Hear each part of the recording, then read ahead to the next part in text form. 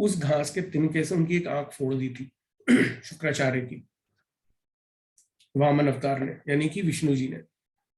और ये कहानी बहुत फेमस है, मतलब राजा बलि वाली 3 पग धरती वाली जो है उस समय का ये इवेंट था। तो कहते हैं कि उस आंख को जो है वो एक आंख जब उनकी फूट गई थी तो भगवान शनि देव ने उनको एक आंख दी थी। तो वो लाल किताब में ये जिक्र भी है कि शनि ने अपनी एक आंख, मतलब अपनी नहीं, मतलब शनि ने इनको आंख दी है। ठीक है, तो कहीं ना कहीं इनका उधार है, ये समझिए, शनि के ऊपर। अब आप ये समझो कि अब आप समझो, मैंने पिछली क्लास में क्या बताया था कि धन, वेल्थ 2 तरीके के होते हैं, एक कुबेर वाला धन और एक लक्ष्मी जी वाला धन। कुबेर कौन है? कुबेर एक यक्ष है, ठीक है, कुरूप, कुरूप यक्ष है, यानी कि उनका रंग रूप नहीं है, मोटे से हैं, और उनको श्राप भी कई बार मिला हुआ है शनिदेव से, वो भी बताता हूँ आपको। ठीक है, उनकी भी एक आंख नहीं है, ठीक है, उनकी भी एक आंख नहीं है। और आप समझना मैं क्या कहना चाह रहा हूं, मतलब धन के जो देवता हैं धन के, ठीक है, वो अगर हम उसको कैटेगरी, मैंने आपको अच्छे तरीके से बताई थी कि लक्ष्मी जी वाली कैटेगरी बताई थी, कुबेर वाली बताई थी और शुक्राचार्य वाली बताई थी आपको मैंने, 3 तरीके की, उनका मैंने आपको बाइफर्केशन समझाया था। ठीक है, अब अगर शुक्र अगर मान लो दूसरे घर में है, यानी जुपिटर के घर में है, बृहस्पति का कारक घर है ना वो, तो यहां पर ये क्या बनाते हैं मिलकर ये बनाते हैं, शनि बनाते हैं। ठीक है, तो शनि अपने आप में पहाड़ की संज्ञा है, शनि को पहाड़ बोला गया है। तो ऐसा शनि जिसका स्वभाव जो है वो केतु स्वरूप होगा। तो केतु कौन है? केतु अगर आप देखोगे, केतु की अगर आपको कारकत्व याद हो और सिग्निफिकेशंस याद हो, तो केतु कौन होता है? केतु मतलब कुष्ठ रोगियों को संबोधित करते हैं। केतु संबोधित करता है कुरूप, ठीक है ना, जो कुरूप रूप होता है, अगली, उसको रिप्रेजेंट करता है। तो कहने का मतलब है इन्होंने इतना मतलब डिकोडेड वे में लिखा है, अगर हम इसको डिकोड करने जाएं तो मतलब हमको पता चल रहा है कि भाई बहुत अच्छे तरीके से इन्होंने जो है चीजें लिखी हैं, बस अगर हमको डिकोड करना आना चाहिए। तो कुबेर को मैं समझाता हूँ यहाँ पे क्यों कुरूप है और क्या है। देखिए, कुबेर जी ने एक बार तपस्या करी और इन्होंने जो है वैभव लक्ष्मी जी की पूजा करी। मतलब हम सब लोग वैभव लक्ष्मी जी के, हमारे घर में कोई ना कोई लेडीज वैभव लक्ष्मी की पूजा रखती है, ठीक है ना, कोई 11 शुक्रवार, कोई 16, ऐसा मतलब जो भी जिसका प्रयोजन होता है वो ऐसे रखती है। तो वैभव लक्ष्मी जी की इन्होंने तपस्या करी और वैभव लक्ष्मी जी को खुश किया, और कुबेर जी ने बोला कि भाई मुझे सृष्टि का सारा धन जो है, यानी कि गोल्ड मुझे चाहिए, स्वर्ण मुझे चाहिए सृष्टि का। तो उन्होंने उन्हें वरदान दिया, ठीक है, तथास्तु, आपको जितना भी आप चाहेंगे एक बार में उतना आपको मिल जाएगा, ऐसा उन्होंने बोला कि आपको मिल जाएगा जितना भी वेल्थ है धरती लोक पे।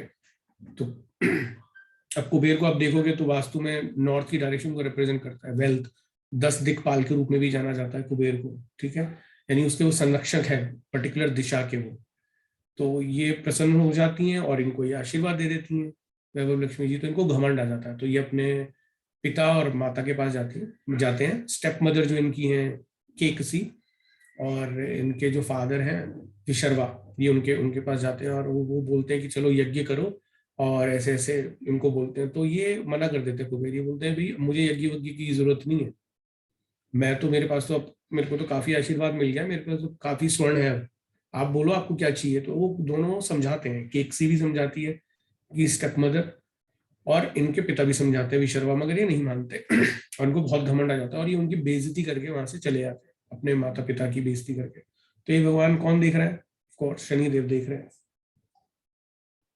तो शनिदेव जब इनको देख रहे हैं तो शनिदेव को बड़ा बुरा लगता है और बोलते हैं कि अब इनको जो है सजा देने का टाइम आ गया है। तो शनिदेव क्या करते हैं, मतलब जिस जगह जा रहे होते हैं, रास्ते में होते हैं कुबेर, तो ये क्या करते हैं कि इनको गिरा देते हैं, मतलब गिरा देते हैं। तो क्या होता है कि ये जब गिर जाते हैं तो इनकी एक आंख फूट जाती है और ये इनको समझ जाते हैं शनिदेव ने ही किया। तो कुबेर बोलते हैं कि शनि भगवान ये आप ही ने किया है और ये आपने गलत किया है। ऐसे ऐसे खूब उल्टा सीधा बोलते हैं शनिदेव के बारे में। तो ये अपनी वाइफ के पास जाते हैं और कुबेर कुबेर बोलते हैं कि देखो भाई, मेरा जो है एक आंख जो है ऐसे ऐसे फूट गई है, तो कहीं ना कहीं आप मुझे छोड़ के तो नहीं जाओगी। तो बोलती है नहीं, ऐसा कुछ नहीं है, और मैंने तो आपको अपना पति माना। जबकि मनी मन में वो कह रही होती है कि भाई मैंने तो आपको जो है, जो आपकी वेल्थ है ना, मैंने तो उससे प्यार है, मुझे आपसे नहीं है। वो मनी मन में ऐसा सोच रही होती है। तो भगवान शनि को भी पता होता है कि अब जो है कुबेर को इनके दंड की जो है सजा मिलेगी मिलेगी। तो होता क्या है, इनको इनका घमंड बढ़ता जाता है बढ़ता जाता है। तो ये क्या करते हैं, ये भगवान शिव की भी तपस्या करने लग जाते हैं कुबेर। और जब वो प्रसन्न हो जाते हैं, उनको प्रसन्न कर लेते हैं, तो भगवान शिव से बोलते हैं कि भाई मुझे और वेल्थ चाहिए।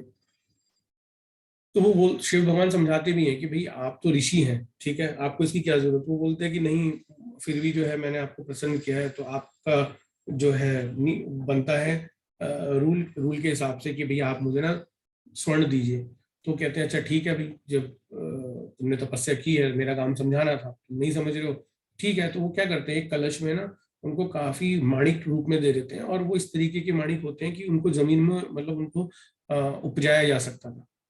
तो वो कहते हैं जाके ना, मतलब जाके इन्हें जमीन में दबा दो और ये सब स्वर्ण में धीरे धीरे धीरे बढ़ जाएगी। तो जहां जहां डालोगे ये सब स्वर्ण में तब्दील हो जाएगी। तो कहते हैं ना कि जब हम आई अपने जीवन में भी बोलते रहते हैं कि भाई हमारे पास नोटों का वृक्ष है क्या, तो वाकई में कुबेर के पास नोटों का पेड़ था। मतलब वाकई में ये बात सच है। और हम मजाक में कहीं ना कहीं बोलते हैं आपस में कि मेरे पे नोटों का पेड़ थोड़ी ना है। तो वो काफी जहां जहां वो लगाते हैं तो वहां पे स्वर्ण ही स्वर्ण आ जाता है चारों तरफ। भगवान फिर शिव इन्हें समझाने आते हैं। ये फिर शिव की बेइज्जती, मतलब इनको भगवान शनि आते हैं और ये शनि की फिर बेइज्जती कर देते हैं। तो शनिदेव इनको बहुत काला कर देते हैं, इनको बहुत बहुत ज्यादा इनको काला कर देते हैं और इनका एक हाथ काट देते हैं शनिदेव जो है। तो इनको बहुत अपने पे घमंड रहता है। और ये फिर वापस अपनी वाइफ के पास जाते हैं और पूछते हैं कि भाई देखो, अब तो मैं बिल्कुल कुरूप हो चुका हूँ, तो अब तो मतलब मेरा यही संशय है कि आप मुझे छोड़ के तो नहीं जाओगे। तो बोलती है कि नहीं, अब तो तुम्हारे पास जब कुछ भी नहीं है, ठीक है। तो बेसिकली क्या है कि मैं तो तुम्हारे धन से प्यार करती थी, मुझे तो नहीं है, मैं तो तुम्हें छोड़ के जा रही हूँ। तो कहीं ना कहीं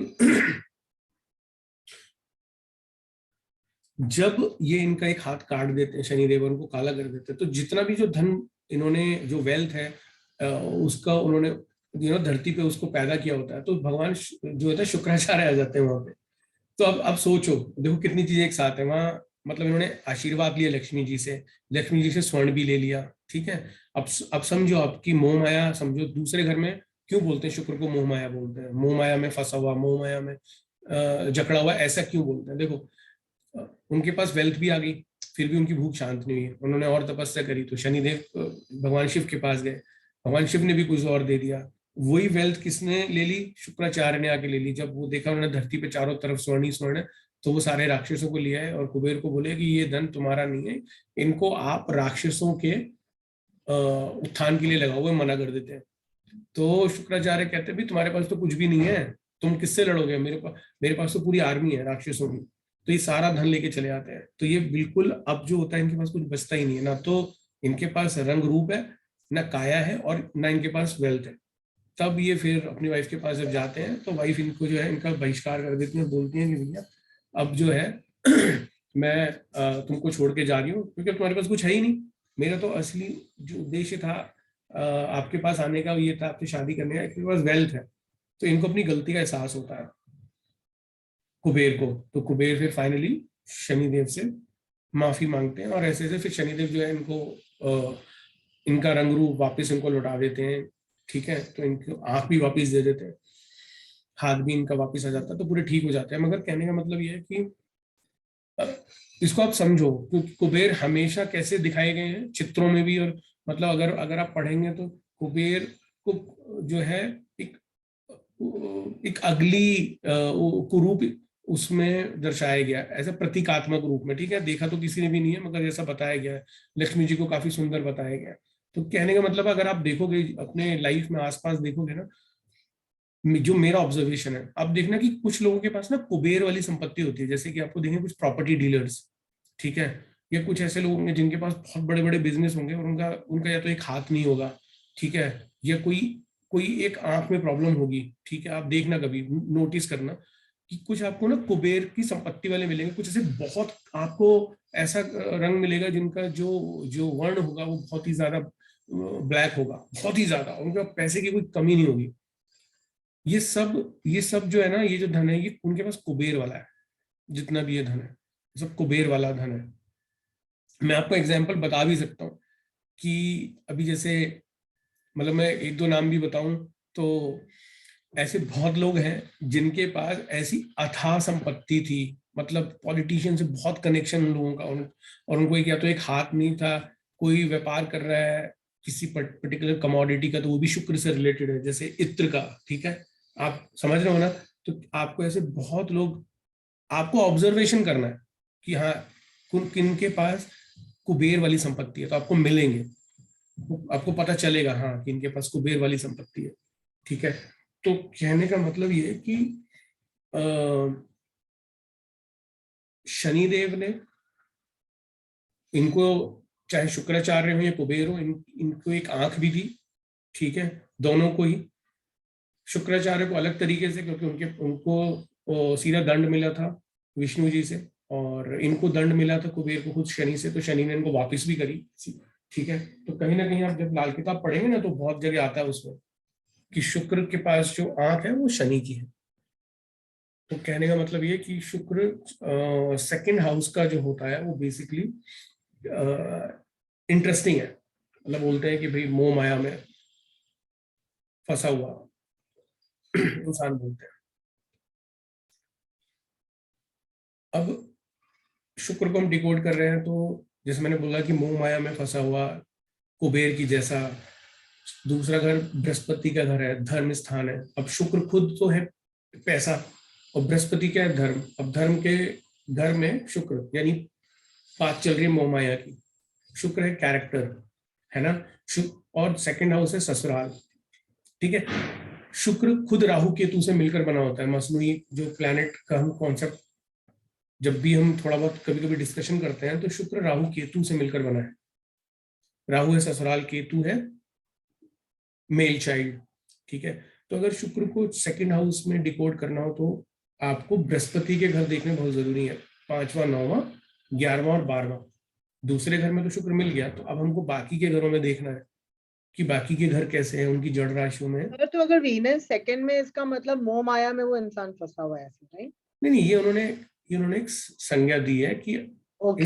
हर इंसान थोड़ी नहीं, मतलब एक बताया है, ऐसे उन्होंने इंटरप्रेट किया है, लाल किताब में बोलते हैं, इस तरीके से समझाया है उसको, इंटरप्रिटेशन दिया है, ठीक है, उन्होंने ये बताया है, मगर हर एक के लिए बात नहीं है।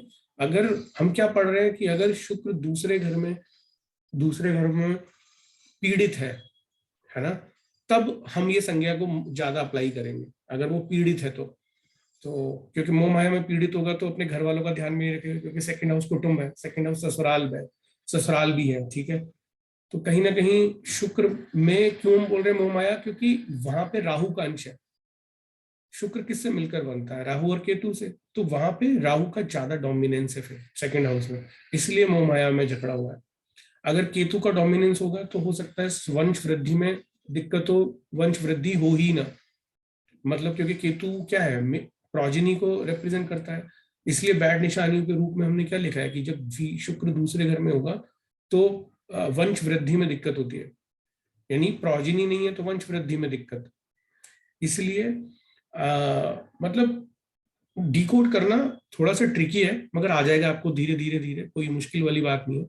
और जब हम इसको बात करते हैं कि रेमेडी की बात करते हैं तो आप खुद सोचो,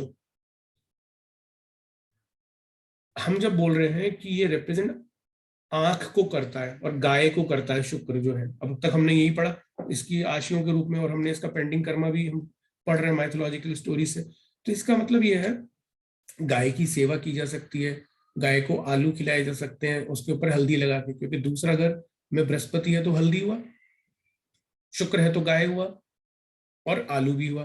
तो यानी कि 2-4 किलो आलू अगर डेली खिला दिए जाए, ठीक है, कुछ दिन लगातार या कुछ महीने, डिपेंड करता है क्लाइंट के ऊपर या हमारे ऊपर, तो एज अ रेमेडी हम कर सकते हैं। और बहुत अच्छी रेमेडी है गाय की खिलाने की। और दूसरी क्या, कि हम ऐसे वृद्ध लोग या ऐसी महिलाएं आसपास हमारे, हम उनको कहीं ना कहीं कुछ ना कुछ, अगर किसी को रतौंधी की प्रॉब्लम है, दे आर मायोपिक, किसी को ग्लूकोमा की प्रॉब्लम है, कुछ है, तो हम ज्यादा कदा उनकी कोई हेल्प कर सके, उनको उनको उनको उनको चश्मे बनवाने में उनकी मदद कर दें, गरीब व्यक्ति की कुछ में, तो ये बहुत अच्छा शुक्र का जो कहते हैं ना कि किसी तरीके से कर्ज है कुछ है, तो वो उतरेगा कहीं ना कहीं। जो शुक्र पीड़ित है, तो जो शुक्र पीड़ित है उसका उसका कर्ज उतरेगा, कि जो तो शुक्र। मेरा शुक्र पीरियड था ना, आपने बोला था लास्ट टाइम, वीनस सेकंड में है, हाँ, तो शनि आप के साथ है, तो आ, आपने बोला था पीड़ित है मेरा शुक्र।